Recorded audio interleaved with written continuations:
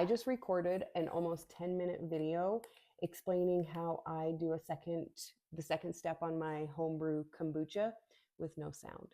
So I'm going to walk through some of the steps really quick. You're just not going to see it. And then somehow I'm going to hodgepodge the video together.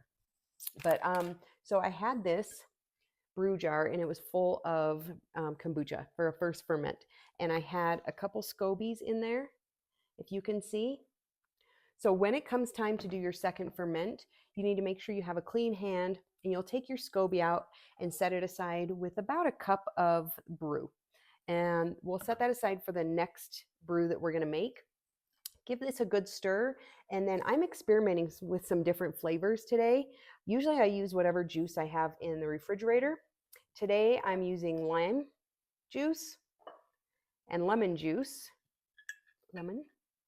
And I also smashed up some raspberries in a little bit of lime juice and strained those in. I put this raspberry puree in before, but I think the fruit has too much sugar and those bottles have exploded when I opened them. So we're not going to do that anymore. So I have my leftover bottles that I've saved and then I continue to reuse my kombucha bottles from the store. I did one with lemon juice. You fill it about this much with the juice and then the rest will be kombucha. So I've got about this much lemon juice in there, kombucha, and then I also, to this bottle, added some lavender that I just bought to see if I like it. So I didn't put that in all of my jars yet because who knows how it's going to turn out. So we're sacrificing one jar, lemon lavender. We're going to see how it turns out. And if we like it, we'll do it again. Okay, and then we got a raspberry lime. I've got a regular lemonade and I think another raspberry lime.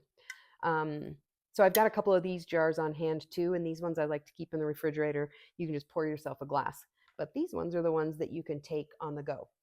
So I'm going to take all of my jars now that they've been filled, and then I'm going to make sure the caps are on as tight as I can get them, because that's what's going to help build that fizz and the carbonation that you get like when you crack open one from the grocery store. And I'm going to put these in my cabinet. Just tuck them away in the dark for maybe 1 or 2 days. And then I'm going to pull them out, put them in the refrigerator, and they can sit there until I'm ready to drink them. So I will keep you posted on the lemon lavender, and we'll see how it goes.